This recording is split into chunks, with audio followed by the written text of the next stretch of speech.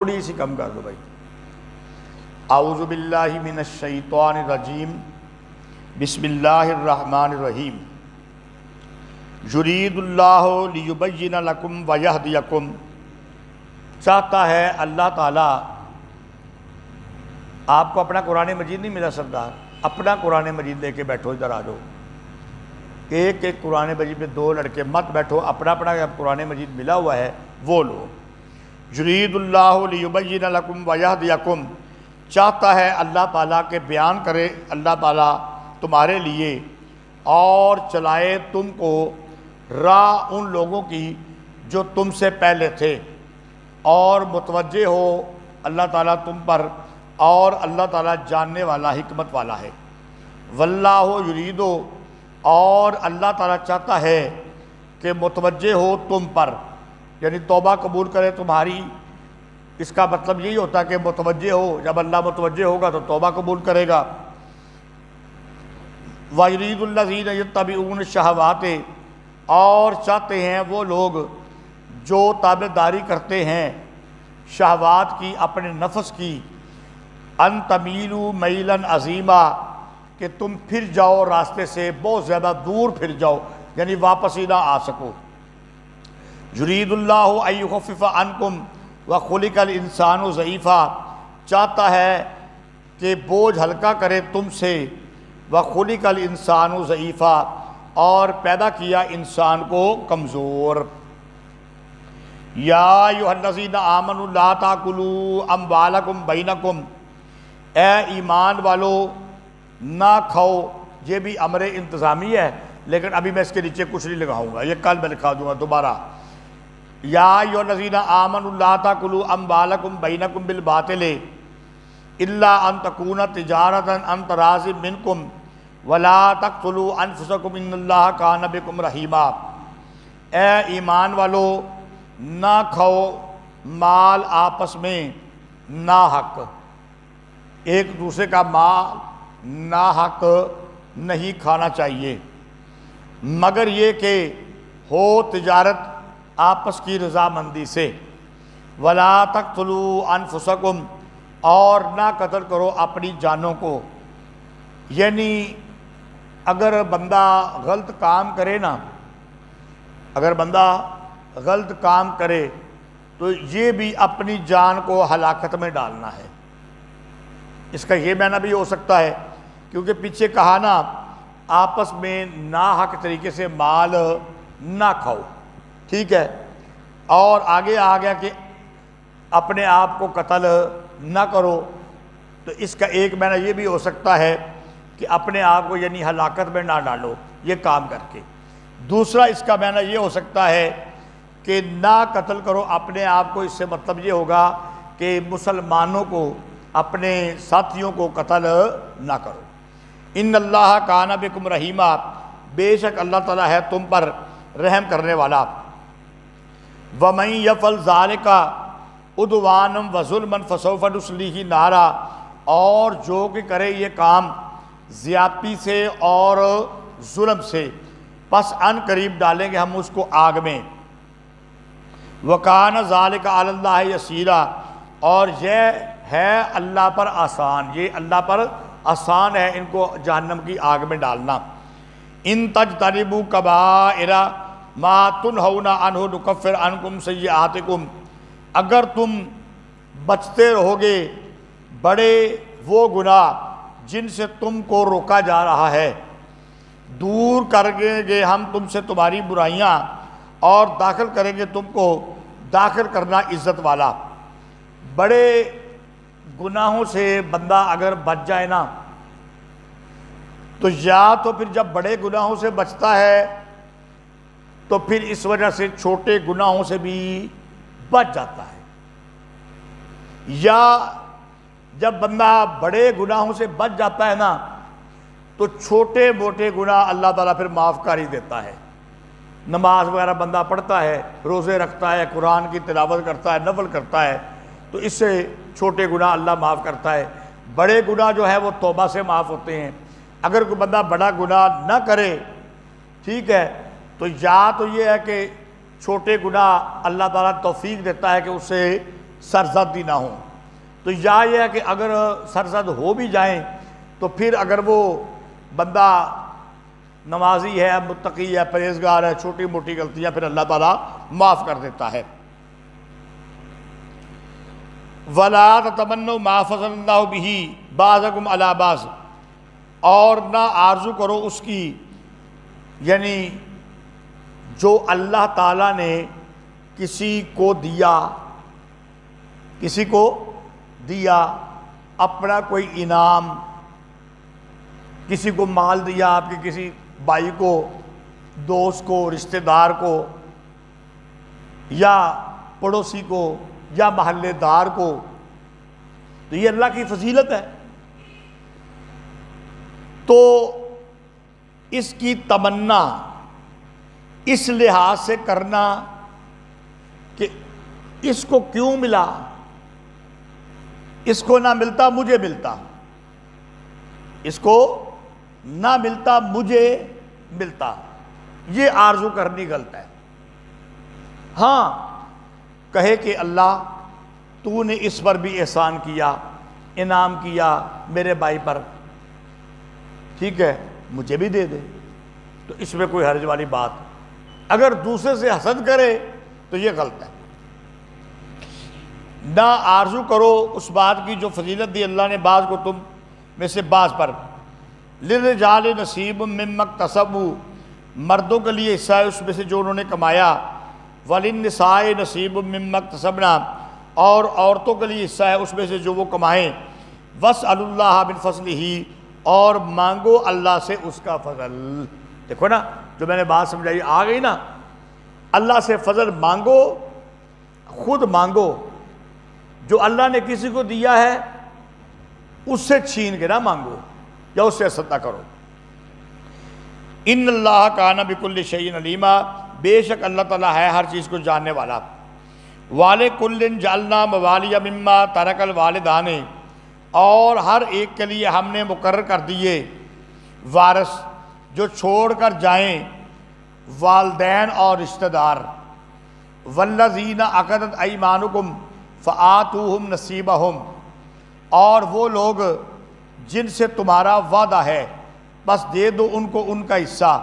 ان اللہ کان علی کل شیء شہیدا، بے شک اللہ تعالیٰ ہے ہر چیز پر گواہ۔ دیکھو بھائی ذرا اس بات کو سمجھ لو، وراثت کا مسئلہ استاذی مکرم حضرت مولانا حبیب الرحمان صاحب فاروقی دامت برکاتہ العالیہ، ان سے آپ نے پڑھا تو باپ اور ماں، بھائی، جو ساری تفسیر انہوں نے آپ کو پڑھا بھی ہے، جو چھوڑ کر جائیں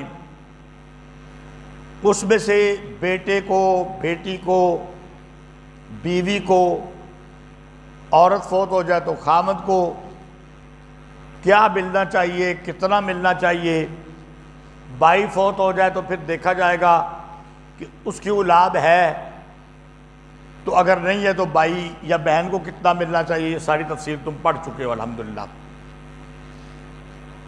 یہاں پر یہ بات بیان ہو رہی ہے کہ جن کے ساتھ تمہارا وعدہ ہے ان کو دے دو ان کا حصہ۔ علامہ شبیر احمد صاحب عثمانی رحمۃ اللہ علیہ نے اپنی تفسیر میں یہ بات لکھی ہے کہ نبی کریم صلی اللہ علیہ وآلہ وسلم جب مدینہ منورہ آئے اور پھر صحابہ کرام رضوان اللہ تعالی عنہم اجمعین وہ ہجرت کر کے آئے، یہ مہاجرین تھے، اپنا گھر بار چھوڑ کر آئے تھے، تو ان کے پاس کچھ بھی نہ تھا، تو نبی کریم صلی اللہ علیہ وسلم نے مدینہ کے لوگوں کو کہا کہ ان کی مدد کرو، وہ انصار مدینہ بن گئے، تو کہا کہ اس کو تو اپنے گھر لے جا، یہ تیرا بھائی ہے، اس کو تو اپنے گھر لے جا، یہ تیرا بھائی ہے۔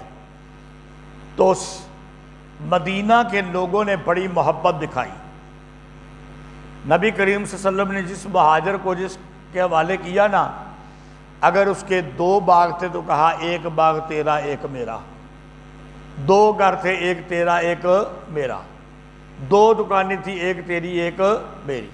اگر 1 باغ تھا آدھا تیرا آدھا میرا، 1 گھر تھا آدھا تیرا آدھا میرا، 1 دکان تھی آدھی تیری آدھی میری۔ اب جب انہوں نے اپنے بھائیوں کے ساتھ اچھا سلوک کر لیا، پھر انہوں نے بھی مدینہ منورہ کے اندر تجارت کی، اور پھر وہ خود اس قابل ہو گئے کہ وہ اپنے کو اور اپنے بیوی بچوں کو اچھے طریقے سے پال سکے، تو اب ان کے لیے جو ہے نا جو ان کو حصہ دے دیا گیا ٹھیک ہے۔ اس کے بعد جب وراثت کا حکم آ گیا نا، تو اب وراثت کا حکم آنے کے مطابق جو کسی وارث کا بنے گا وہی دیا جائے گا، وہی۔ ہاں ایک بات ہے کہ بندہ وصیت کر جائے تو استادوں نے آپ کو کیا بتایا ہے، چلو سوال بھی ہو جائے گا کہ وصیت کتنے مال کی کرنی جائز ہے؟ ہیں سارے بولو نا، جو سارے نے بتا دے۔ 1/3، یعنی 3 میں سے 1 حصے کی وصیت۔ پھر استادوں نے کیا بتایا بھائی کہ اگر اس سے زیادہ کرے تو کیا ہوگا؟ ہے وضاحت ہوئی ہے اس کی؟ ہاں ہے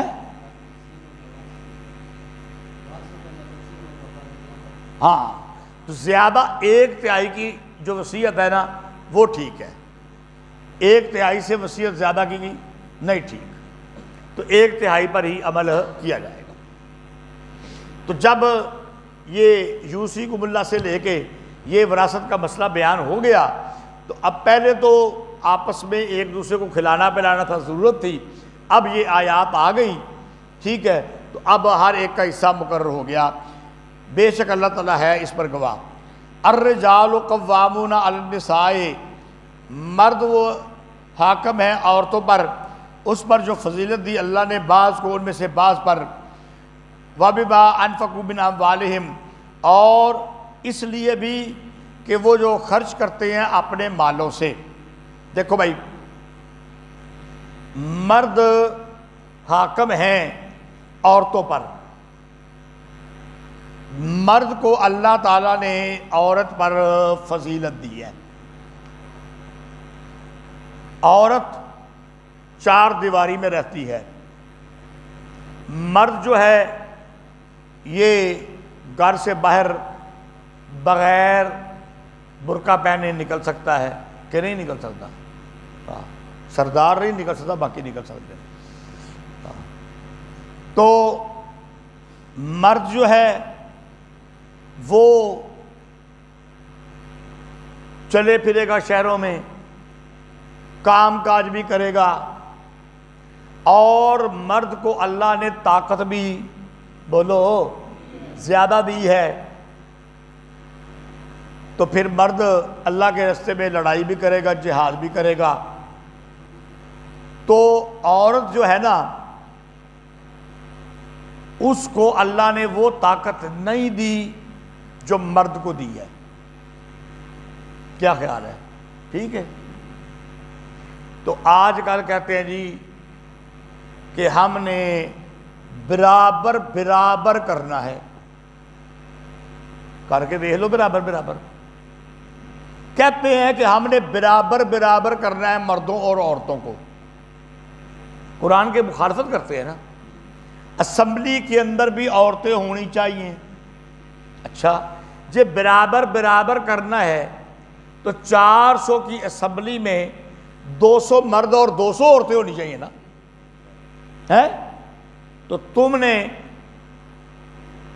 342 کی اسمبلی کے اندر 35-40 عورتیں کیوں رکھی ہوئی ہیں؟ کرو نا 172 عورتیں، کرو برابر، پھر لگ پتہ جائے گا۔ ابھی تو اسمبلی میں صرف مرد ہے نا، تو پھر بھی مچھلی بازار اسمبلی بنی ہوتی ہے۔ جب آدھی عورتیں ہوں گی اور آدھے مرد ہوں گے تو پھر چلا لیں جی حکومت لگ پتہ جائے گا تو کہتے برابر برابر ہیں. یہ جو بے ایمان لوگ ہیں ان کا کام ہے. قرآن نے برابر برابر نہیں کیا، مردوں کو اوپر مقام دیا ہے. امور انتظامیہ سنبھالنا یہ مرد کا کام ہے، حاکم بننا یہ مرد کا کام ہے، عورت کا کام نہیں ہے، یہ مرد کا کام ہے. تو یہ جو مردوں کے کام ہے یہ سخت ہے، اس لیے مردوں کو عورتوں پر فضیلت دی ہے. لیکن عورتوں کے ساتھ بھی اللہ نے اچھا سلوک کیا ہے. عورت کا جو حق تھا اس کو ملا. تو گھر میں رہ، پردے میں رہ. تیرا خامد باہر جاتا ہے، آگے آ رہا ہے قرآن، تیرا خامد باہر جاتا ہے تو اس کی پیٹھ کے پیچھے اپنی حفاظت کر. سمجھ گئے کہ نہیں؟ میری بہنیں اور بیٹیاں بھی بیٹھی ہوئی ہیں، وہ سمجھ جائیں. نہ نکل گھر سے باہر، کسی اور کے لیے دروازہ نہ کھول. تو ایک تو یہ ہے. ایک دفعہ نا ہم لاہور گئے، والد صاحب رحمۃ اللہ علیہ بیمار تھے، میرے ساتھ تھے. میں ان کو ڈاکٹر کے پاس لے گیا لاہور. تو ڈاکٹر ایک کالونی کے اندر اس کا کلینک تھا. تو اب ڈاکٹر صاحب کو دکھا کے نا، تو ہم جب کلینک سے نکلنے لگے نا تو ٹریفک بلاک ہوئی تھی تھوڑی سی. مسئلہ یہ تھا کہ ایک لڑکی گاڑی ڈرائیو کر کے نا اپنے گھر سے گاڑی کو بیک کر رہی تھی اور ادھر ادھر گاڑیاں کھڑی تھی. اس کو سمجھ نہیں آ رہی تھی کہ میں اب گاڑی کیسے نکالوں. ٹھیک ہے، اگرچہ رستہ بھی موجود تھا. تو والد صاحب نے دیکھا نا تو ہنس کے کہنے لگے، جیڑا کام بندے نو نہ آوے نہ کرے چاہ. سمجھ لگ گئی جی؟ جیڑا کام نہ آوے نہ چاہ کرے. تو گھر دا نظام چلا، گاڑی تیرا بندہ چلا لے گا، تیرے پتر چلا لیں گے، بھرا چلا لیں گے. ہے آپ بھی رکی ہے تو سارے نو بھی ڈکیا آئی. تو دیکھو نا، عورتوں کا بھی ایک مقام ہے. گھر میں رہیں، اچھا کھانا پکائیں، لذیذ کھانا پکائیں. خاوند گھر میں آئے، بچے آئیں، وہ جب کھانا کھائیں اپنی بیوی کو، اپنی ماں کو پیار سے دیکھیں، اپنی بہن کو پیار سے دیکھیں کہ اس نے ہمارے لیے محنت کی ہے، مشقت کی ہے، اچھا کھانا پکایا ہے. تعریف کریں بیوی کی، ماں کی، بہن کی، بیٹی کی تعریف کریں. اور یہ تعریف لینا اس کا حق ہے. بعض یہ ہو جائے ہوندے نے، عورت نے 3 کھانے پکائے، 4 پکائے، ایک میں نمک ذرا زیادہ ہو گیا. تینوں روٹی پکانی نہیں آتی، تینوں ہی نہیں پتا نمک کتنا پانا ہے. اللہ کے بندے یہ تو دیکھ، اس نے تیرے لیے 4 ڈشیں بنائی ہیں، باقی 3 ڈشوں میں تو کوئی کمی نہیں نا. ایک میں نمک زیادہ ہو گیا تو تجھے کیا تکلیف ہو رہی ہے؟ اگر گھر میں اس طرح چلو گے گھر کا نظام نہیں چلے گا. اور عورت کو بھی یہ چاہیے کہ چلو اگر اس نے غصہ کر ہی لیا ہے کہ چپ ہی ہو جائے، یہ بھی زبان دراز نہ ہو.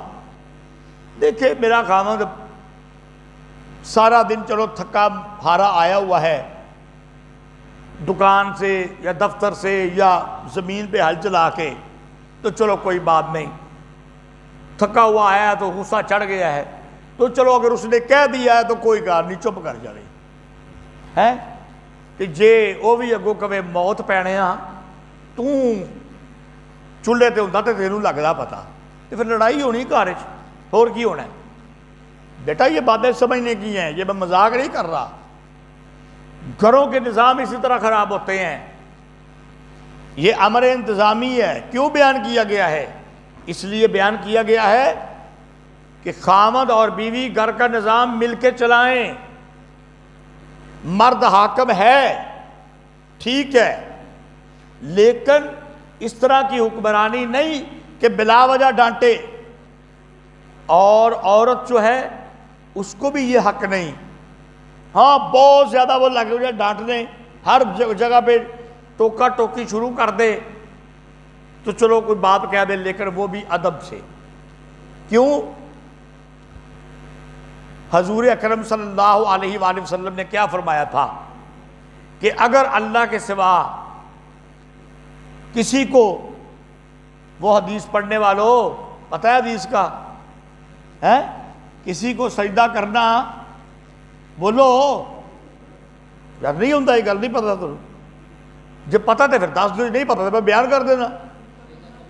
سجدہ کرنا تو میں کیا کہتا بیوی کو کہ وہ اپنے خاوند کو سجدہ کرے، یعنی اتنا مقام ہے مرد کا کہ اگر اللہ کے سوا کسی کو سجدہ کرنا جائز ہوتا، یہ نہیں کہا کہ میں امتی کو کہتا نبی کو سجدہ کر، ہے میں مقتدی کو کہتا امام کو سجدہ کر، میں مرید کو کہتا پیر کو سجدہ کر، نہیں، میں بیوی کو کہتا کہ خاوند کو سجدہ کر۔ تو جب اس کا اتنا مقام ہے تو اس کے سامنے ادب سے بول تو بھی۔ چلو جی، جنی لمبی گل کرتے جا گے وہ تو ہوتی جائے گی، جس نے سمجھنا وہ سمجھ گیا، جن نے نہیں سمجھنا انہیں پھر اپنا گھر ہی خراب کرنا ہے۔ اچھا جی، ایک تو اللہ نے فضیلت دی، اس وجہ سے حاکم ہے، وَبِمَا أَنفَقُوا مِنْ أَمْوَالِهِمْ، اور وہ جو عورتوں پر اپنے مال خرچ کرتے ہیں، جب گھر میں آئی حق مہر دیا، ٹھیک ہے، اور پھر اس کے بعد کام کاج کرتے ہیں، تجارت کرتے ہیں، دفتر میں کام کرتے ہیں، کارخانہ چلاتے ہیں، زمیندار ہیں، کسان ہیں، تو باہر سے خرچہ پانی سارا وہ لاتے ہیں، تو اس لیے بھی وہ کیا ہے، حاکم ہے۔ اب آگے فالصالحات، پس نیک عورتیں، قانتات، فرما برداری کرنے والی، حافظات للغیب بما حفظ اللہ، اس کی پیٹھ کے پیچھے اپنی شرمگاہ کی حفاظت کرنے والی، لیکن اس کے اندر طاقت نہیں ہے، بما حفظ اللہ، اللہ کی حفاظت سے، اللہ سے مانگے کہ یا اللہ تو مجھے یہ توفیق دے کہ میں کسی غیر مرد کی طرف نظر نہ اٹھاؤں۔ واللاتی تخافون، چلو جی یہ تو بیان ہو گیا۔ اب اگر تم کو ڈر ہو، واللاتی تخافون نشوزہن، تم کو ڈر ہو بدخوئی کا، بیوی سے بری بات کا، نافرمانی کا ڈر ہو، ہے بیوی کو تم گھر میں آئے تو تمہیں ڈر ہے کہ یہ نافرمانی کرے گی، گالی نکالے گی، بری بات کرے گی، تو کیا کرو؟ سب سے پہلے فَائِزُوهُنَّ، ان کو کیا کرو؟ سمجھاؤ، پاس بٹھا لو، پیار سے سمجھاؤ کہ تو میری بیوی ہے، مجھے تو اس سے محبت ہے، تیرے لیے یہ بات بہتر نہیں ہے کہ میں جب باہر سے آؤں یا ویسے گھر میں تو میرے ساتھ بد کلامی کر، یہ تیرے لیے مناسب نہیں، میں تیرا خامد ہوں، تو میری عزت کر، پیار سے سمجھاؤ۔ پہلا درجہ کیا ہے؟ بولو بولو بولو، پیار سے سمجھاؤ۔ نہیں سمجھتی، وَاهْجُرُوهُنَّ فِي الْمَضَاجِعِ، بستر الگ کر لو اس سے، چل تو ادھر سو میں ادھر سوتا ہوں۔ بستر الگ کرنے کا مطلب کیا ہے؟ یعنی ناراضگی بخا، یہ نہیں کہ ہمیشہ ہمیشہ کے لیے بستر الگ کر لے، ناراضگی دکھاؤ اس کو کہ تو اب بیڈ پہ نہیں سو سکتی ہو، تھے چارپائی بچھا یا نیچے بستر بچھا یا گدا بچھا، پتہ چلے شاید رات کو وہ سوچے کہ یہ ناراض ہو گیا ہے، صبح کو وہ راضی کر لے۔ تو دوسرا کام یہ ہے کہ ذرا ناراضگی دکھاؤ نا اس کو۔ اچھا پھر بھی نہیں مانتی، وَضْرِبُوهُنَّ، ان کو مارو. لیکن مارنے کا مطلب کیا ہے؟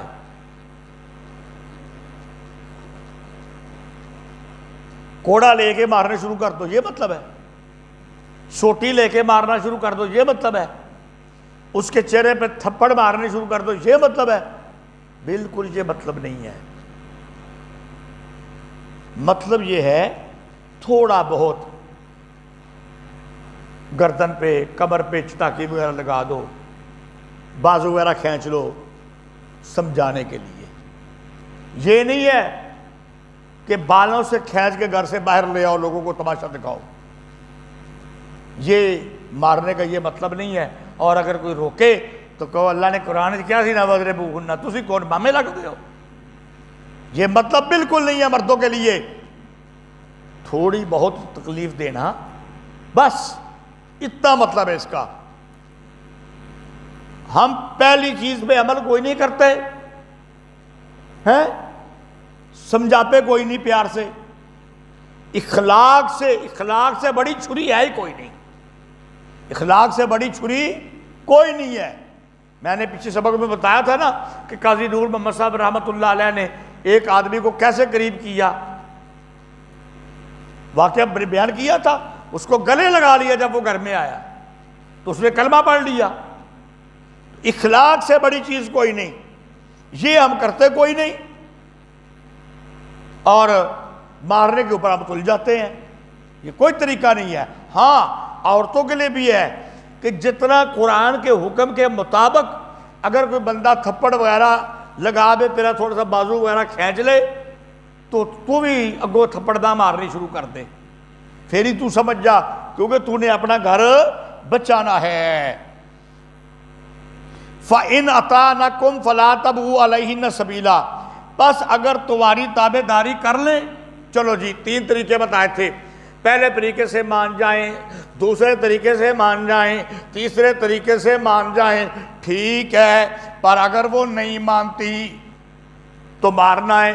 تو اگر وہ مان گئی, اب وہ مان گئی ہے, تیری تابع دار ہو گئی ہے, تجھ سے پیار کرتی ہے, تجھے کھانا پکا پکا کے دیتی ہے.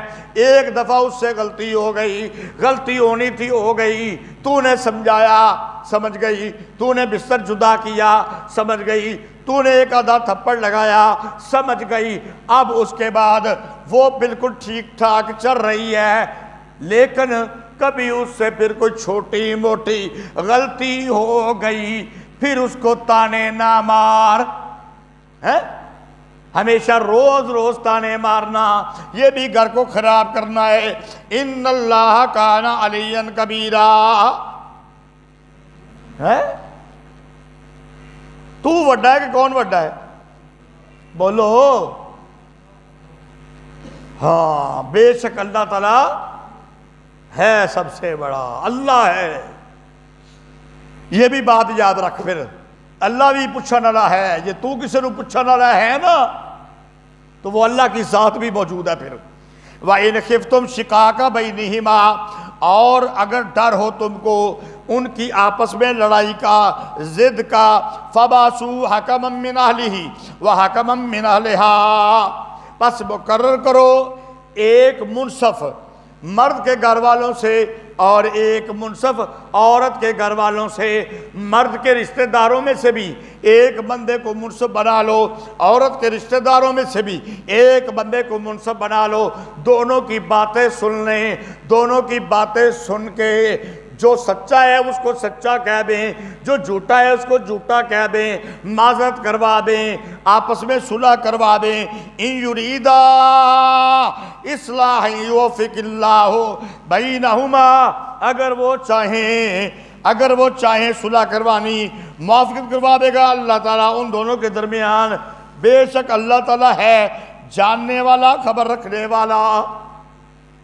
وَعْبُدُ اللَّهَ, اچھا جی اگر وہ دونوں چاہیں گے, مرد کے گھر والے بھی, اگر وہ دی نیت درست ہوئے گی کہ میں تے صلح کروانی ہے, میں نے مرد کی طرفداری نہیں کرنی.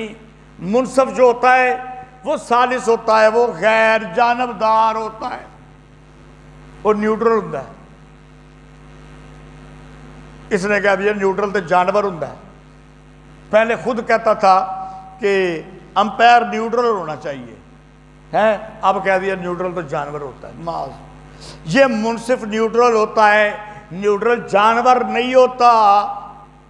اس نے کہا جانور ہوتا ہے، اس کو کسی بات کی سمجھ نہیں ہوتی. نہیں، حضرت مولانا ریاست مدینہ بنانے والے نیوٹرل کا مطلب کیا ہوتا ہے کہ وہ سالس ہوتا ہے، غیر جانبدار ہوتا ہے، وہ سمجھدار ہوتا ہے. وہ کیا ہوتا ہے؟ سمجھدار ہوتا ہے. وہ دونوں عورت کی طرف والا مرد کی طرف والا سمجھداری کے ساتھ دونوں کی صلح کروا دیتا ہے. تے اگر وہ سمجھدار نہ ہو تو وہ منصف نہیں ہوگا. وَاعْبُدُوا اللَّهَ، اور بندگی کرو اللہ کی، اور نہ شریک بناؤ اس کا کسی اور کو. اس کے نیچے لکھو جی مقصود اصلی کا بیان. مقصود اصلی کا بیان، وَاعْبُدُوا اللَّهَ وَلَا تُشْرِكُوا.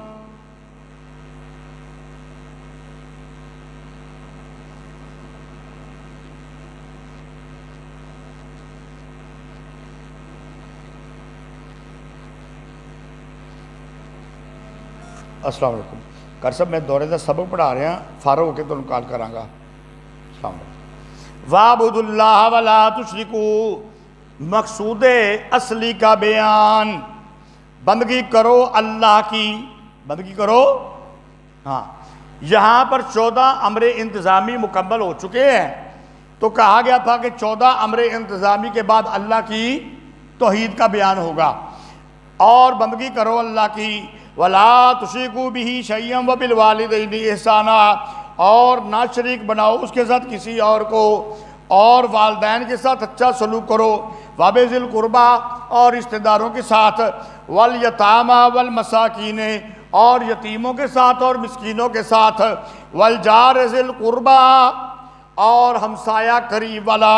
وَالْجَارِ الْجُنُبِ، اور ہمسایہ اجنبی. وَالصَّاحِبِ بِالْجَنبِ، اور ساتھی تیرے ساتھ بیٹھنے والا. وَابْنِ السَّبِیلِ، اور جو مسافر ہے. وَمَا مَلَكَتْ أَيْمَانُكُمْ، اور جو تمہارے ہاتھوں کا مال ہے، یعنی تمہارے غلام ہیں.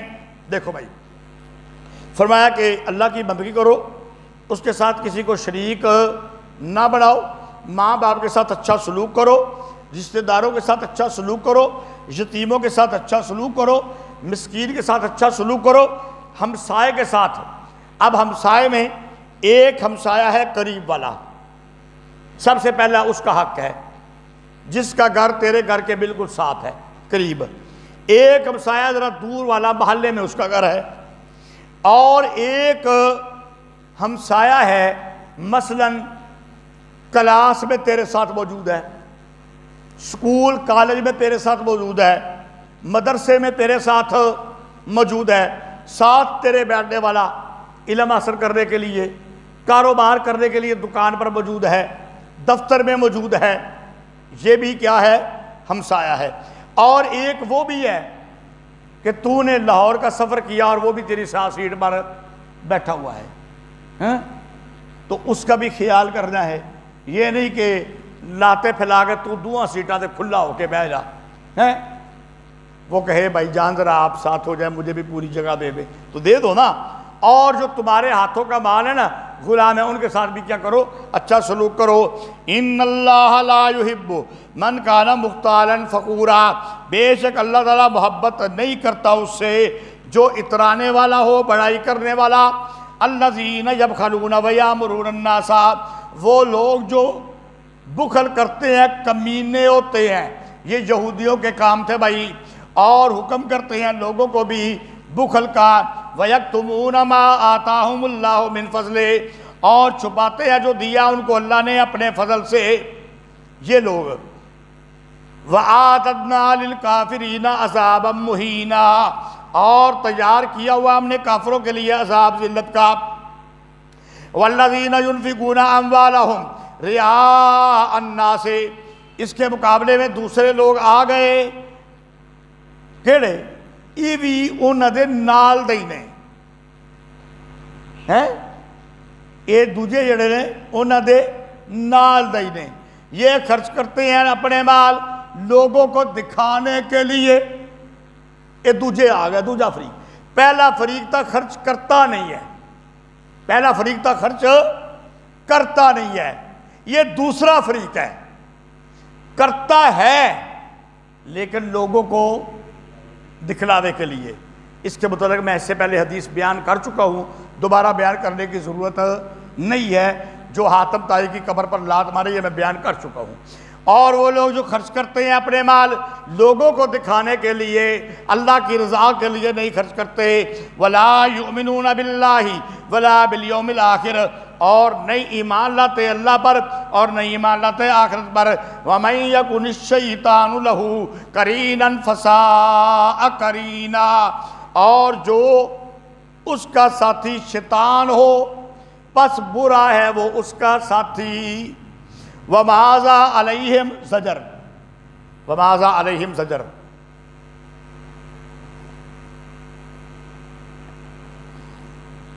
وَمَاذَا عَلَيْهِمْ، اور کیا تھا ان کے لیے، مطلب کیا نقصان تھا ان کا، لَوْ آمَنُوا بِاللَّهِ وَالْيَوْمِ الْآخِرِ، اگر وہ ایمان لاتے اللہ پر اور آخرت کے دن پر، وَأَنفَقُوا مِمَّا رَزَقَهُمُ اللَّهُ، اور خرچ کرتے اس میں سے جو ان کو اللہ نے روزی دی، وَكَانَ اللَّهُ بِهِمْ عَلِيمًا، اور اللہ تعالیٰ جو وہ کام اللہ تعالیٰ ان کو خوب جاننے والا ہے۔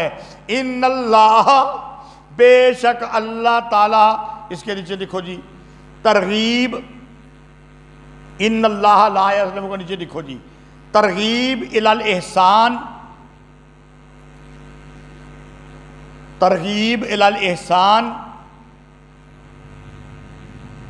والانفاق، ترغیب الی الاحسان والانفاق،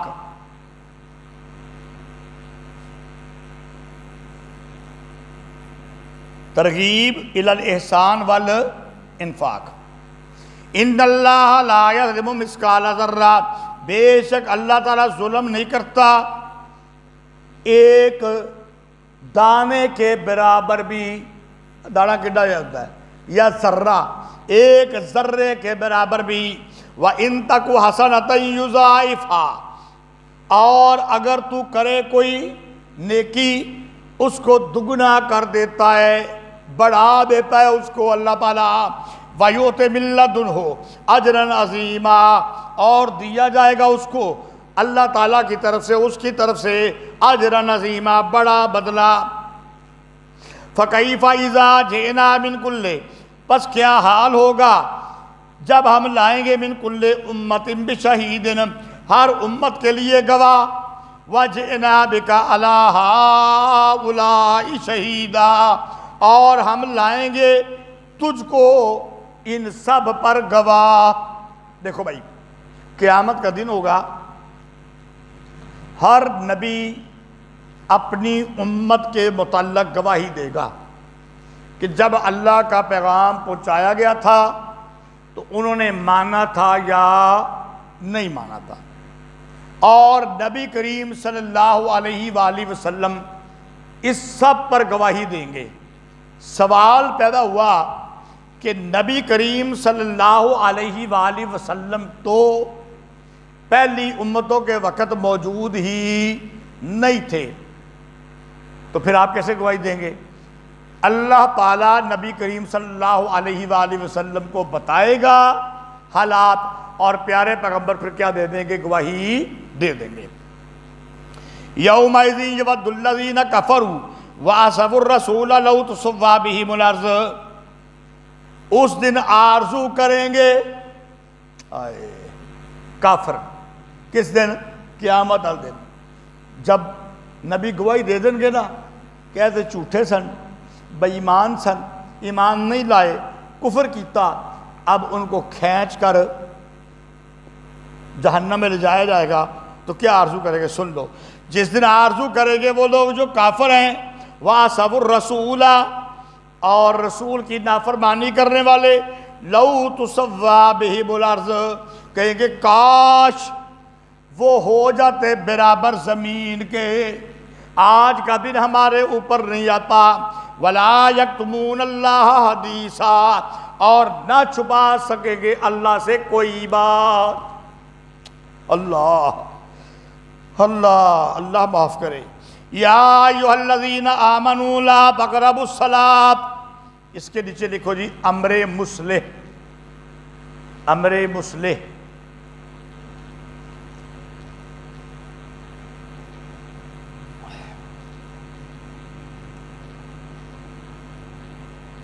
دیکھو بھائی، پہلے بات کو سمجھ لو، پھر ترجمے میں ساری بات آپ کو سمجھ آ جائے گی۔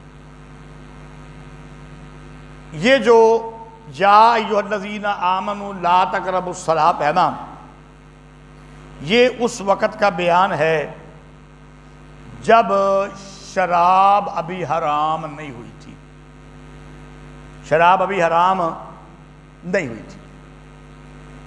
اس سے پہلے شراب کے بارے میں صرف ایک آیت نازل ہو چکی تھی، یسألونک عن الخمر والی، سوال کرتے ہیں دوسرے شراب کے بارے میں۔ وہاں پر کہا تھا اس کا فائدہ بھی ہے نقصان بھی ہے، اور نقصان فائدے سے زیادہ ہے، نقصان فائدے سے زیادہ ہے۔ چونکہ شراب شروع سے یہ لوگ پیتے آ رہے تھے، اب یہ ایک نشہ ہے، اور نشے کا چھڑانا بڑا مشکل ہوتا ہے، تو اس چیز کو حرام تو قرار دینا تھا، لیکن آہستہ آہستہ، لیکن پہلے اس کے نقصانات کو بیان کیا جائے، پھر کہا جائے کہ شراب چھوڑ دو۔ تو پہلے کہا گیا کہ فائدہ بھی ہے نقصان بھی ہے، نقصان زیادہ ہے۔ اب یہاں پہ ایک واقعہ پیش آ گیا، صحابہ کرام مجلس کے اندر بیٹھے ہوئے تھے، کھانا وغیرہ کھایا، گپ شپ لگائی، اور شراب کا دور بھی چلا۔ اس کے بعد ہو گیا نماز کا وقت۔ اب شراب ایک نشہ ہے، نشے سے بندے کا ذہن جو ہے وہ قائم نہیں رہتا کہ میں کیا کر رہا ہوں، کیا کہہ رہا ہوں۔ تو نماز کا وقت ہو گیا تو یہ نماز کے لیے کھڑے ہو گئے۔ ایک صحابی امامت کے لیے کھڑا ہو گیا، تو قل یا ایھا الکافرون سورت پڑھی، تو لا اعبد ما تعبدون، اس کی جگہ پر کیا پڑھ دیا پتہ کسے نو؟ جن کو میں نے ترجمہ پڑھایا ہوا ہے انہوں نے پتہ ہونا چاہیے ہے۔ لا اعبد ما تعبدون کی جگہ کیا پڑھ دیا ہے؟ ہاں، ما کو لو چھوڑ دیا اور لا کو دو، اعبد پڑھ دیا، عبادت کرو۔ تو بالکل میں نے الٹ ہو گیا نا، میں نے بالکل الٹ ہو گیا، کہا تھا لا عبدو، نہ بندگی کرو ان کی جن کی، تو یہاں پہ انہوں نے کیا کہہ دیا؟ تو یہ غلط ہو گیا۔ تو فرمایا نماز کے قریب نہ جاؤ یہاں تک کہ تم جان لو وہ بات جو تم کہہ رہے ہو، نشہ پورا ختم ہو جائے، تمہیں پتہ ہو کہ میں کیا پڑھ رہا ہوں، کیا کہہ رہا ہوں۔ تو یہ دوسری آیت تھی، تو اس سے بھی پتہ چل گیا کہ شراب پینے کا اتنا بڑا نقصان ہے کہ بندہ نماز میں بھی غلطی کر جاتا ہے، بلکہ اتنی بڑی غلطی کر گئے کہ پکے توحیدی ہونے کی باوجود، پکے توحیدی ہونے کے باوجود شرک کا کلمہ منہ سے نکل گیا۔ تو کتنا بڑا نقصان ہے پھر اس کا۔ ہاں، اس کا مطلب یہ نہیں کہ نماز کے قریب نہیں جانا قرآن نے کیا ہے۔ اچھا جی، تو اس پر یہ آیات نازل ہوئی، تو اس سے صحابہ کرام کو مزید پتہ چل گیا کہ یہ بڑی نقصان والی چیز ہے۔ اور پھر تیسری آیت نازل ہوئی جس کو شراب کو حرام قرار دیا گیا تو صحابہ کرام نے اس پر ایسے عمل کیا کہ مدینہ کی گلیوں کی نالیوں میں جس طرح گندا پانی بہتا تھا شراب کے مٹکے بہا دیے، مٹکے توڑ کے نالیوں میں بہا دیے اور چھوڑ دیا شراب کو، یہ حرام ہو گئی۔ اے ایمان والو، نہ قریب جاؤ نماز کے اس حال میں کہ تم نشے میں ہو، حتیٰ کہ جان لو جو تم کہتے ہو، وَلَا جُنُبًا إِلَّا عَابِرِي سَبِيلٍ، اور وہ بھی نماز کے قریب نہ جائے جو جنابت کی حالت میں ہو، جو مگر مسافر، حتیٰ تغتسلوا، حتیٰ کہ غسل کر۔ دیکھو بھائی، ایک آدمی نماز پڑھنے کے لیے ضروری ہے کہ وہ حد سے اصغر سے بھی پاک ہو اور حد سے اکبر سے بھی پاک ہو۔ حد سے اصغر کیا ہے؟ بے وضو ہونا، اور حد سے اکبر کیا ہے؟ جنابت کی حالت کے ہونا۔ دونوں سے پاک ہونا ضروری ہے۔ حد سے اصغر سے پاک ہونے کے لیے وضو کافی ہے، اور اگر جنابت ہے یعنی احتلام وغیرہ ہوا ہے یا مباشرت کی ہے اپنی بیوی کے ساتھ تو پھر غسل کرنا کیا ہے؟ لازم ہے۔ ایک بندہ مسافر ہے اور مسافر کو پانی نہیں مل رہا، پانی نہیں مل رہا، تو وہ اس کی کیا ہے؟ مجبوری ہے۔ تو فرمایا کہ جنابت کی حالت میں بھی نماز نہ پڑھو مگر ایک آدمی راہ چلتے ہوئے مسافر ہو اس کو پانی نہ ملے، آگے آ رہا ہے کہ وہ کرے کیا؟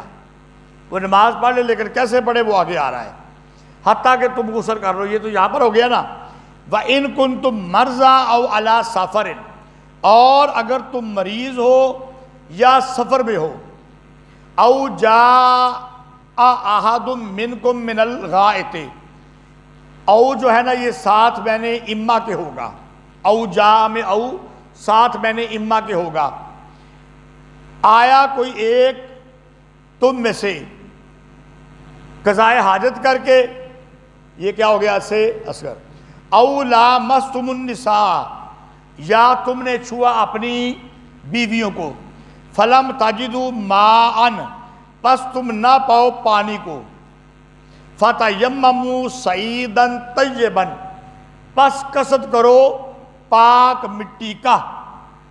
اب مسافر کو پانی نہیں ملتا، مریض کو پانی نہیں ملتا، ایک بات، یا پانی ملتا ہے، بات سمجھ لینا، یا پانی ملتا ہے لیکن وضو کرنے سے اس کی بیماری کے بڑھ جانے کا خطرہ ہو یا جان جانے کا خطرہ ہو، پھر بھی معذوری ہے۔ ٹھیک ہے، مریض بیماری کے بڑھ جانے کا خطرہ ہو، پانی تو ہے لیکن مریض ہے، بیماری بڑھتی ہے، یہ جان جاتی ہے، اور مسافر جو ہے اس کو پانی نہیں مل رہا، جنگل میں ہے، ادھر ادھر ہے۔ آج کل تو ایسے حالات بہت کم ہیں، لیکن آج کل بھی ایسے ممالک موجود ہیں جہاں پر بڑی غربت ہے اور جنگل وغیرہ ہیں اور پانی بہت کم ملتا ہے۔ ٹھیک ہے، تو پھر وضو کا قائم مقام بتا دیا۔ وضو کا وہ کیا ہے؟ تیمم۔ وہ کیا ہے؟ تیمم۔ مٹی پاک پر ہاتھ مارو، پہلے اپنے چہرے پہ مل لو، پھر پاک مٹی پہ ہاتھ مار لو اور اپنے بازوؤں پر مل لو، بس مل لو اپنے چہروں پر اور اپنے ہاتھوں پر۔ ان اللہ کان عفوا غفورا، بے شک اللہ تعالیٰ ہے درگزر کرنے والا، بخشنے والا۔ چونکہ پانی کے ساتھ وضو یا غسل نہیں کیا تھا تو کمی تو رہ گئی، مٹی کے ساتھ اگر سے تیمم تو کر لیا لیکن وہ باقی جو پانی سے ہونی تھی وہ تو نہیں ہوئی، تو پھر اللہ تعالیٰ نے درگزر کر دیا اور معاف کر دیا۔ الم تری الی الذین، اس کے نیچے لکھو جی زجر برائے یہود،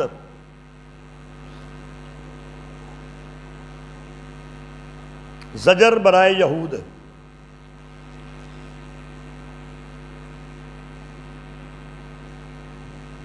الم تر الی الذین اوتوا نصیبا من الکتاب، کیا تو نے نہیں دیکھا ان لوگوں کو جو دیے گئے نصیبا من الکتاب، ایک حصہ کتاب کا، یشترون ضلالۃ، خریدتے ہیں اس کے بدلے گمراہی، ویریدون ان تضلوا السبیل، اور چاہتے ہیں کہ تم بھی ہو جاؤ راہ سے دور، خود بھی گمراہی اختیار کرتے ہیں اور تمہارے لیے بھی چاہتے ہیں کہ تم بھی کیا ہو جاؤ، گمراہ ہو جاؤ۔ واللہ عالم باعدائکم، اور اللہ تعالیٰ خوب جانتا ہے تمہارے دشمنوں کو، وکفیٰ باللہ ولیًا، اور کافی ہے اللہ تعالیٰ حمایتی، وکفیٰ باللہ نصیرا، اور کافی ہے اللہ تعالیٰ مددگار۔ من الذین ہادوا، اس کے نیچے لکھو جی زجر،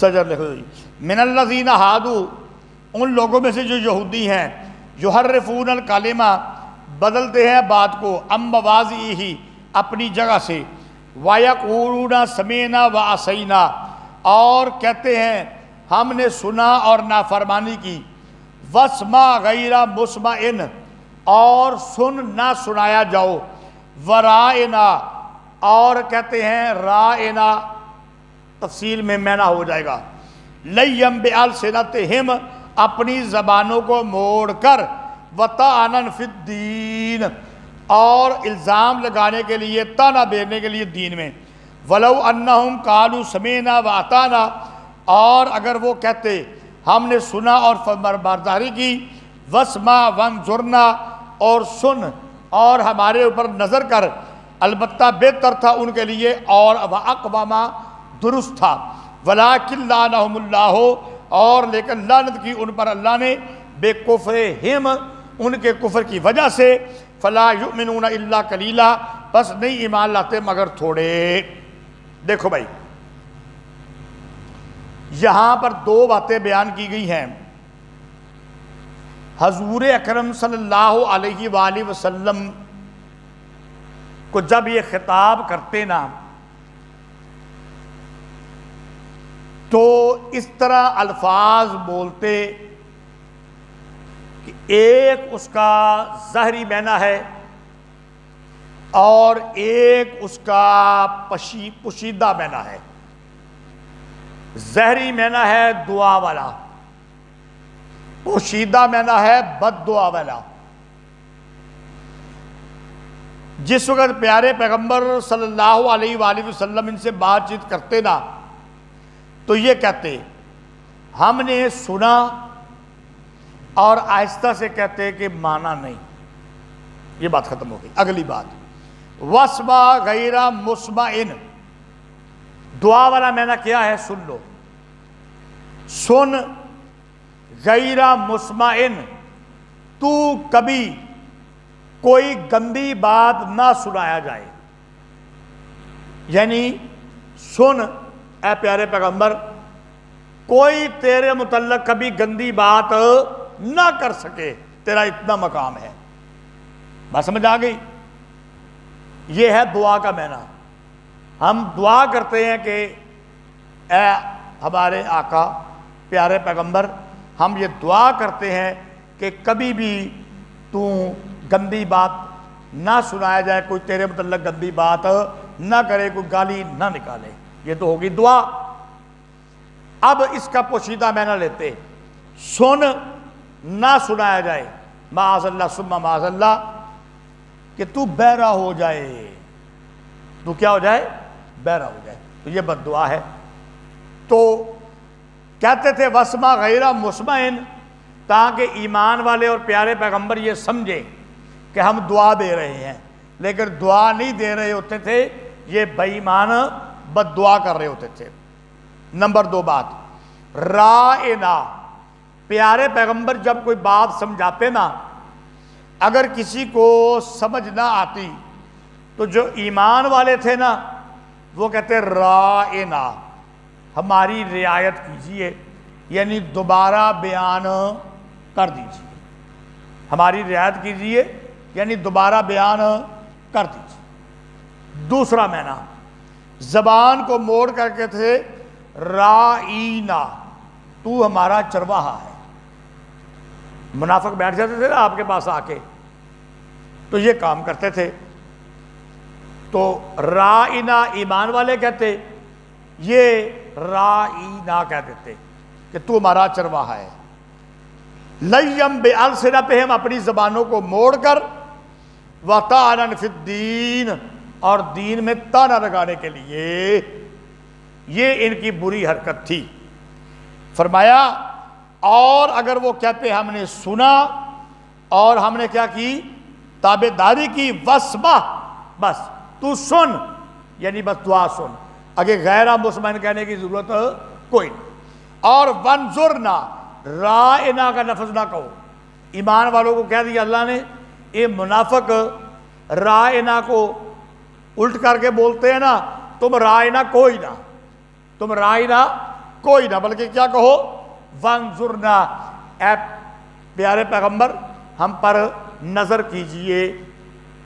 تو نظر کرنے کا مطلب کیا ہو گیا کہ دوبارہ بیان کیجئے، ہم پر اپنی رحمت کر کے نظر رکھیے ہم پر اور دوبارہ اس کو بیان کر دیجئے۔ فرمایا اگر یہ کہتے تو البتہ یہ بہتر ہوتا ان کے لیے اور درست ہوتا، اور لیکن یہ جو منافقین ہیں ان پر اللہ کی لعنت ہے ان کے کفر کی وجہ سے، بس وہ نہیں ایمان لاتے مگر تھوڑا۔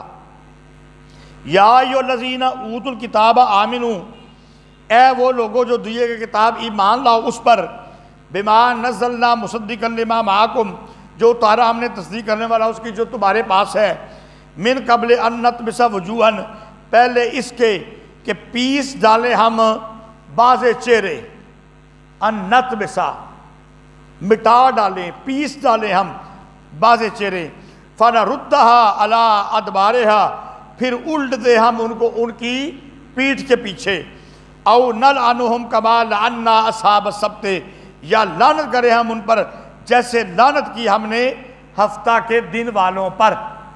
یہ جو ہفتہ کے دن والے ہیں سورۃ اعراف کے اندر ان کا ذکر آئے گا، وہیں پہ تفصیل بیان ہو جائے گی۔ ایک جگہ پہ تفصیل بیان کرنی ضروری ہوتی ہے، بار بار تفصیل بیان کریں گے تو سبق لمبا ہوگا اور پھر ختم تو نہیں ہو سکے گا نا جو ہمارا وقت ہے اس میں۔ وَكَانَ أَمْرُ اللَّهِ مَفْعُولًا، اور ہے اللہ کا امر ہو کر رہنے والا۔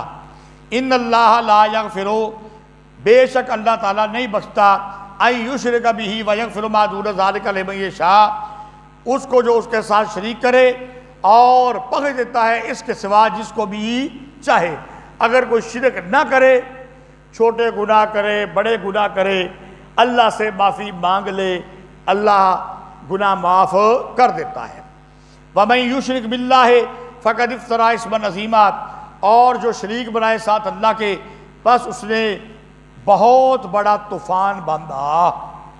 اِثْمًا عَظِیمًا، اِثْمًا دا بینا گناہ ہوندا ہے، عظیمہ بڑا، یہاں پر ہم طوفان بھی بینا کر سکتے ہیں کہ بڑا بڑا گناہ انہیں کیتا جنہیں شرک کیتا، گویا کہ ایک طوفان لے آیا ہو۔ الم تر الی الذین زجر، جی الم تر الی الذین کے نیچے لکھو زجر۔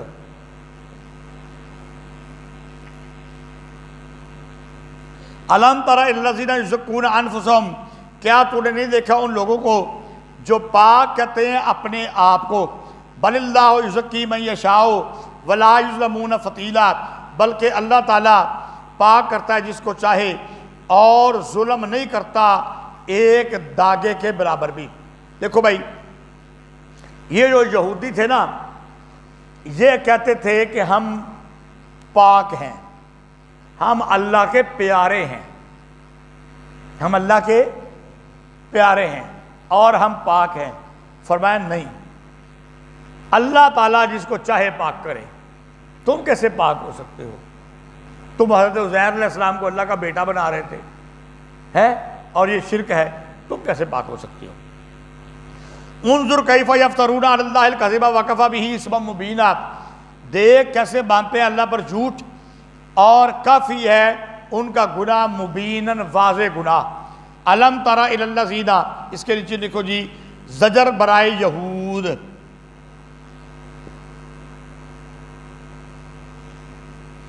علم تری الی الذین کے نیچے لکھو زجر برائے یہود.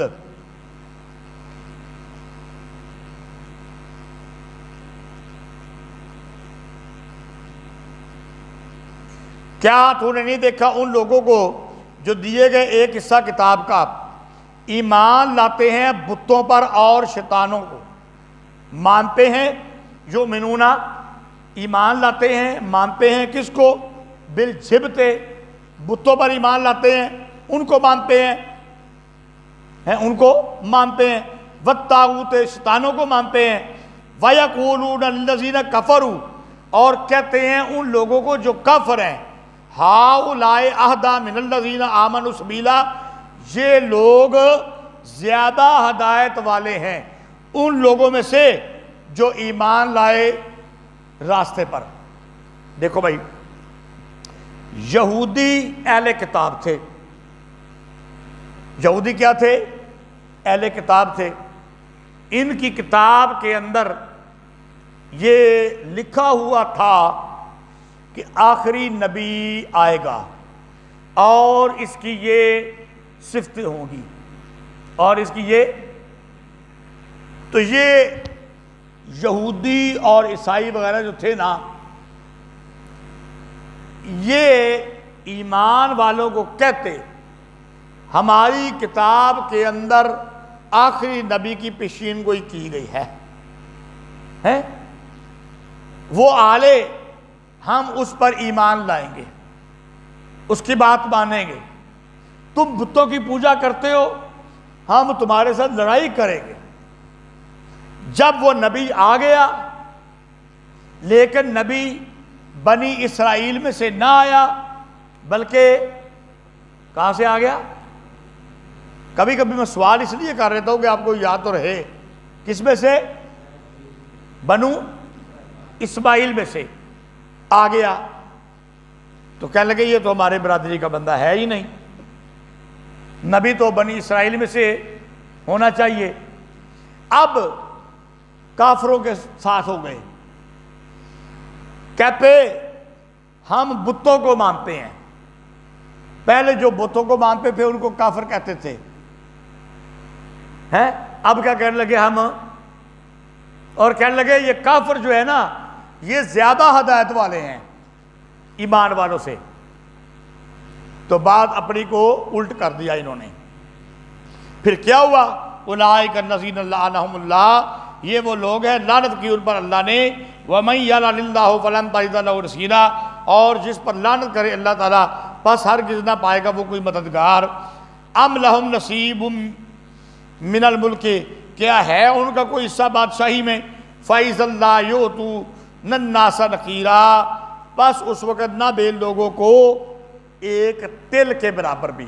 نقیرہ ایک تل کے برابر بھی. دیکھو یہ کہتے تھے نبوت، حکومت، بادشاہت اس کے حقدار ہم ہی ہیں اور کوئی نہیں، ہم بنی اسرائیلی ہیں. فرمایا اچھا، ان کا حال یہ ہے کہ اگر ان کو حکومت بادشاہت دے دی جاتی یہ سارا مال خود ہڑپ کر جاتے، لوگوں کو ایک تل کے برابر بھی نہ دیتے. انہاں دا حال ہے. اس لیے اللہ نے ان کے اوپر کیا کیا ہے؟ لعنت کی ہے. ام یحسدون الناس علی ما آتاہم اللہ من فضلہ، کیا وہ خیال کرتے ہیں لوگوں کے بارے میں جو دیا ان کو اللہ تعالیٰ نے اپنے فضل سے. فقد آتینا آل ابراہیم الکتاب والحکمت وآتیناہم ملکا عظیما، پس تحقیق دی ہم نے ابراہیم کو کتاب اور حکمت اور دی ہم نے ان کو بڑی بادشاہی. دیکھو بھائی، یہ کہتے تھے نا کہ ہم ہی ہمارے میں سے ہی، ہمارے بندوں میں سے ہی نبوت کے بھی اہل ہیں، حکومت اور بادشاہت کے بھی اہل ہیں. لیکن یہ اہل تو نہیں تھے. اہل تو اللہ چاہے جس کو بنائے. بنی اسرائیل میں سے اللہ نے نبی بنائے ہیں، بنا دیے جن کو بنانا تھا اللہ نے، جو اللہ تعالیٰ سمجھتا تھا کہ یہ پیغمبر بننے کے لائق ہے، یہ نبی بننے کے لائق ہے، یہ نبوت کا بوجھ اٹھا سکتا ہے، ان کو بنا دیا، باقی کو نہیں بنایا۔ تو ام یحسدون الناس، پھر یہ لوگوں سے حسد کرنے لگے، دوسروں سے حسد کرنے لگے کہ اللہ تعالیٰ نے ان کو اپنا فضل دے دیا، ان میں سے نبی بنا دیا۔ فرمایا کوئی بات نہیں، ہم نے دی ابراہیم کو کتاب اور حکمت، اور ہم نے اس کو بڑی بادشاہی دی۔ فَمِنْهُمْ مَنْ آمَنَ بِهِ، بس کوئی ان میں سے اس پر ایمان لائے گا، وَمِنْهُمْ مَنْ صَدَّ عَنْهُ، اور کوئی اس سے وہ رک جائے گا، ایمان نہ لائے گا۔ وَكَفَى بِجَهَنَّمَ سَعِيرًا، جو ایمان نہ لائے گا کافی ہے اس کے لیے جہنم کی بھڑکتی ہوئی آگ۔ ان الذین کفروا، تخویف اخروی، دیکھو جی، ان الذین کفروا تخویف اخروی،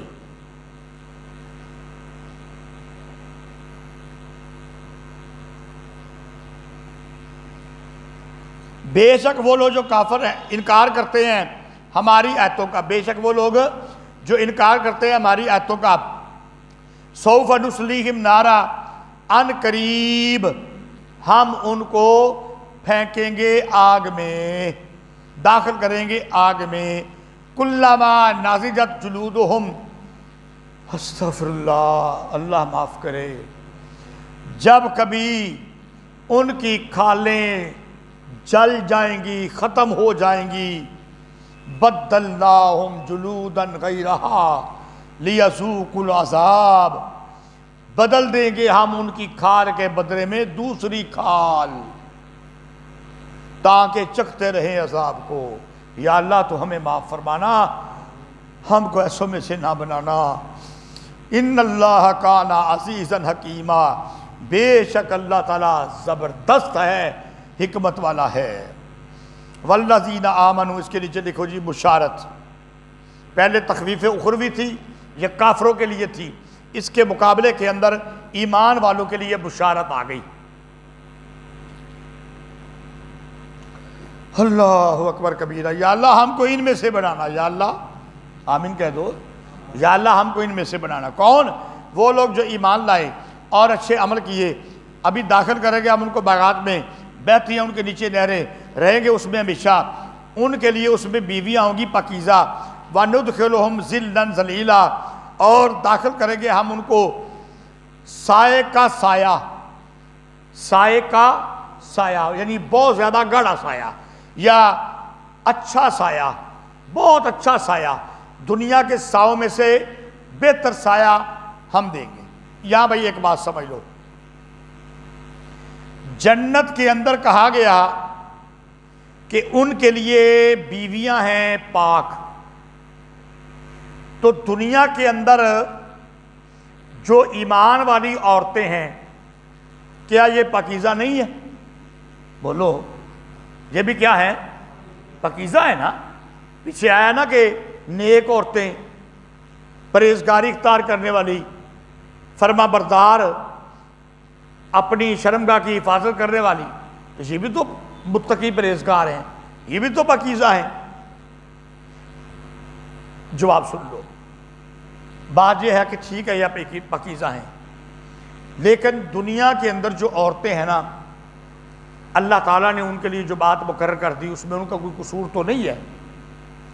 ان کو مہینے کے اندر ماہواری وغیرہ آتی ہے، جب بچہ پیدا ہوتا ہے تو نفاس کا خون آتا ہے، تو ان کے کچھ دن سال میں، مہینے میں ایسے گزرتے ہیں جن میں وہ پاک نہیں ہوتی، یعنی ظاہری طور پر پاک نہیں ہوتی، باطنی طور پر تو ایمان والی ہیں تو پاک ہوتی ہیں، تو ظاہری طور پر وہ اس وقت پاک نہیں ہوتی۔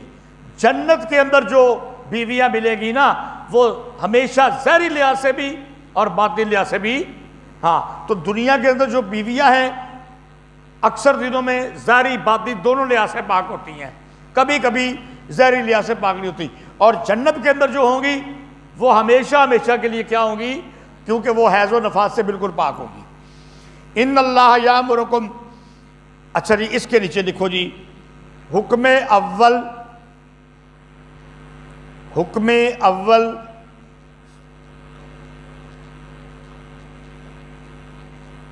از احکام سلطانیہ،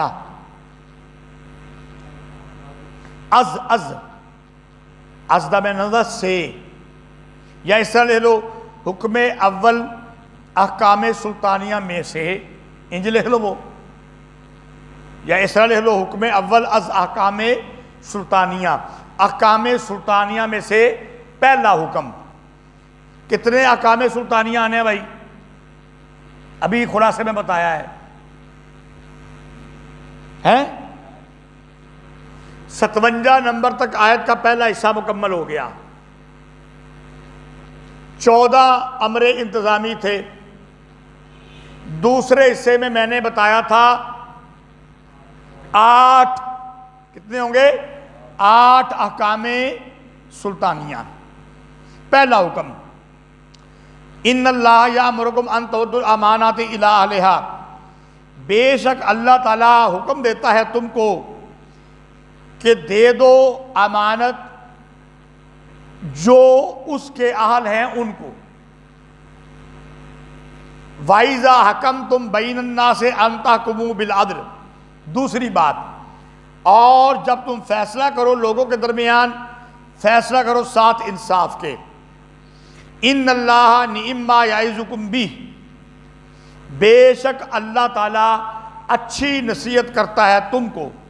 ان اللہ کان سمیعا بصیرا، بے شک اللہ تعالیٰ ہے سننے والا دیکھنے والا۔ دیکھو بھائی، حضور اکرم صلی اللہ علیہ وآلہ وسلم نے جب مکہ فتح کیا نا، اور بیت اللہ کے اندر داخل ہوئے، اب پیارے پیغمبر صلی اللہ علیہ وآلہ وسلم نے دروازے کی چابی مانگی، تو عثمان بن طلحہ